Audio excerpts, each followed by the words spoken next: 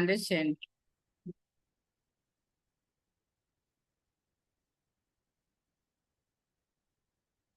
So నా voice audible గా ఉంది అనుకుంటున్నాను. అండ్ నేను కూడా పర్ఫెక్ట్ గా కనిపిస్తున్నాను అనుకుంటున్నా. Okay, so thank you hand raise చేసిన వాళ్ళందరికీ.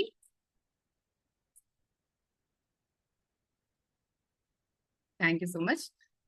అండ్ నా పేరు వాణి అండ్ వాణి రాజశేఖర్. నేను కడప నుంచి. సో న్యూట్రిషన్ ఆల్మోస్ట్ స్టార్ట్ చేసి, న్యూట్రిషన్ అంటే నేను వెయిట్ లాస్ కోసమే స్టార్ట్ చేశాను. సో వెయిట్ లాస్ కోసం స్టార్ట్ చేసినప్పుడు నేను ఆల్మోస్ట్ 86 కిలోస్ 87 కిలోస్ ఉండేదాన్ని. సో నా హైట్ కి తగ్గట్టు నేను 160 సెంటీమీటర్స్. సో 160 సెంటీమీటర్స్ అంటే నా ఐడియల్ వెయిట్ ఎంత ఉండాలి? ఎవరు చెప్తారు? ఐడియల్ వెయిట్ ఎంత ఉండాలి? ఎవరికి అన్మిట్ ఆప్షన్ ఇవ్వను. మాధురి గారు కనిపిస్తున్నారు. Good morning madam. Good morning. ఎంత ఎంత ఎంత సెంటీమీటర్స్ మేడం? 160. 160 అంటే 60 ఉండాలి మేడం. ఆల్మోస్ట్ 60 ఉండాలి. సో 59, 60. సో నేను కానీ వెయిట్ ఉంది మాత్రం 87, 86 అలా ఉండేదాన్ని.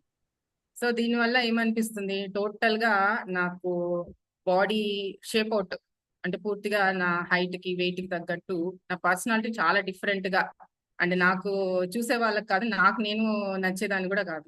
సో అప్పుడు నా ఏజ్ వచ్చేసి ఆల్మోస్ట్ నేను కమ్యూనిటీకి పూర్తిగా స్టార్ట్ చేసి అయితే 6 years అవ్వలేదు, జస్ట్ 5 years కంప్లీట్ అయిపోయింది పూర్తిగా.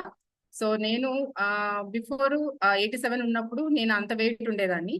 సో స్కిన్ పూర్తిగా డ్యామేజ్ అయిపోయింది, పూర్తిగా damage due to so inner గా నా ఫుడ్, నా డైట్ అండ్ హార్మోన్ ఇంబ్యాలెన్స్ ప్రతిదీ ఉండేది కాబట్టి సో స్కిన్ కూడా పూర్తిగా డ్యామేజ్, అంటే లైక్ హెవీ పింపుల్స్.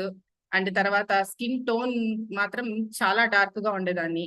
అండ్ తర్వాత ఎక్కువగా ఫ్లష్ అవుట్స్, ఎక్కువగా కూడా స్వెట్టింగ్స్ అన్నమాట. ఓవర్ స్వెట్టింగ్స్ ఎక్కువ ఉండేది. ఎందుకంటే డ్యూ టు ఎక్కువ స్ట్రెస్ హార్మోన్స్ కూడా ఎక్కువ రిలీజ్ అయ్యేది, అంటే కార్టిజాల్ హార్మోన్స్ ఎక్కువ రిలీజ్ అవుతుండేది చిన్న చిన్న దానికి టెన్షన్ అన్నమాట.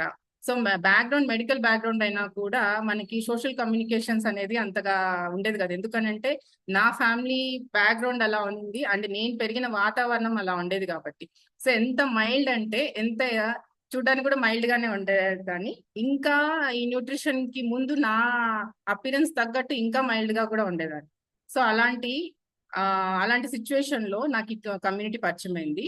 నేను ఒకసారి నా బిఫోర్ రిజల్ట్ చూపిస్తా.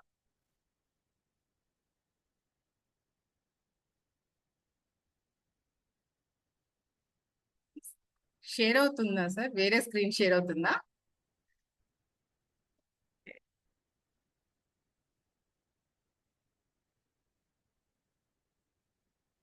శ్రీనివాస్ గారు కనిపిస్తున్నారు. నా పిక్ కనిపిస్తుందా sir? Okay, thank you. So my self Vani Rajasekhar. And వచ్చేసి నేను కమ్యూనిటీకి రాకముందు ఇలా ఉండేదాన్ని. So almost 87 kilos. నా స్కిన్ చూడొచ్చు మీ దగ్గర నుంచి. ఇప్పుడు కూడా ఫిల్టర్స్ లేవు, ముందు కూడా ఫిల్టర్స్ ఉండేటి కాదు. కానీ ఇప్పుడు సోషల్ మీడియా మనకి కొంచెం అడ్వాన్స్ అయినాం కాబట్టి డిఫరెంట్ గా మనం యాడ్ చేసుకోవచ్చు. సో నాకు ఫుల్ స్క్రీన్ చేయాలి, ఫుల్ స్క్రీన్ చేయాలి మేడం, ఫుల్ స్క్రీన్ చేయాలా? ఫుల్ స్క్రీన్ ఫుల్ రాలేదా? స్క్రీన్ రాలేదు. ఒక్క నిమిషం.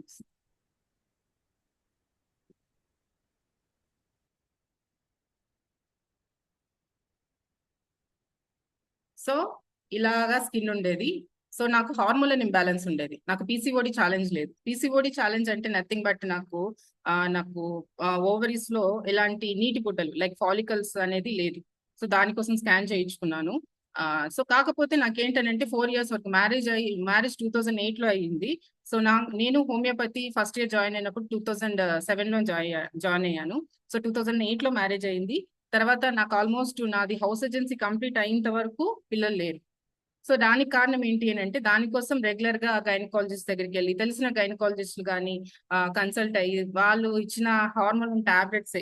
అండ్ దానికోసం నాకు డౌట్ వచ్చి నాకు పీసీఓడి ఏమైనా ఛాలెంజ్ ఉందేమో అని నేను స్కాన్ చేయించుకుంటే ఎలాంటి ఇష్యూ లేదు, కాకపోతే హార్మోన్ టాబ్లెట్ ఇన్వాలెన్స్ ఉంది. సో దానికోసం ప్రొజెస్ట్రాన్, ఈస్ట్రోజన్ టాబ్లెట్స్ అనేది కన్సల్ట్ చేశారు. సో అది సజెస్ట్ చేయడం వల్ల నేను అది తీసుకోవడం వల్ల హెవీగా పింపుల్స్ అనేది రావడం స్టార్ట్ అయింది. అండ్ దాని వల్ల వెయిట్ ఆటోమేటిక్ గా, సో వెయిట్ అనేది నేను ఆల్మోస్ట్ 15 కిలోస్ తక్కువగానే ఉన్నాను. కాకపోతే నా స్కిన్ డ్యామేజ్ అయిపోయింది పూర్తిగా, నేను వెయిట్ పుట్ ఆన్ అయిపోయాను. తర్వాత 4 ఇయర్స్ తర్వాత అంటే హౌస్ ఏజెన్సీ 2012 లో నేను ఉన్నప్పుడు నేను నాకు అప్పుడు కన్సీవ్ అయ్యాను. సారీ 2013 లో కన్సీవ్ అయ్యాను. సో అక్కడ నాకు ఇంకా కొంత నాకు ఆ అది కూడా హెల్దీగానే నేను నార్మల్ డెలివరీ అవ్వగలిగాను. కాకపోతే ఏంటంటే వెయిట్ అనేది అక్కడి నుంచి కొంత వేరియేషన్ కనిపించింది.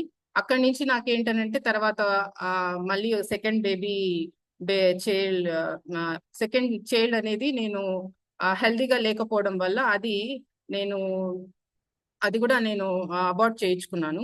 అబార్షన్ లాగా అయింది. సో దానికి కారణం ఏంటనంటే నా లైఫ్ స్టైల్ సరిగా లేకపోవడం వల్ల. ఆ లైఫ్ స్టైల్ ఎలా ఉండేదనంటే మార్నింగ్ బ్రేక్ఫాస్ట్ పూర్తిగా స్కిప్ చేసేదాన్ని.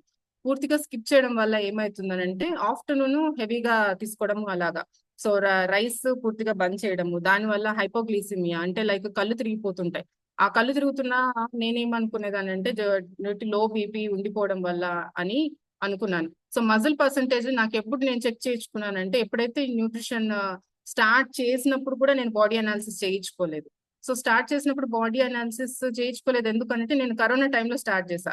ఆ టైంలో నాకు ఇట్లాగా న్యూట్రిషన్ సెంటర్స్ ఉంటాయని తెలియదు. ఇలాగా జూమ్ తర్వాత స్టార్ట్ అయింది. ఇలాగా న్యూట్రిషన్ సెంటర్స్ ఇలా బాడీ అనాలిసిస్ చేస్తారని తెలియదు. మజిల్ పర్సంటేజ్ బాగా ఉండేది అనిపించింది ఎందుకంటే నేను బాగా బొద్దుగా ఉండేదాన్ని కాబట్టి. సో మజిల్ పర్సంటేజ్ బాగుంది, కాకపోతే కళ్ళు తిరుగుతున్నాయి. డ్యూ టు నాకు ఇట్లాగా పూర్తిగా ఇట్లాగా నీరసంగా అనిపించడము, ఇలాగా ఫుడ్ ఆపేస్తున్నాను కదా దాని వల్ల అనేసి ఒకేసారి 3 days సీరియస్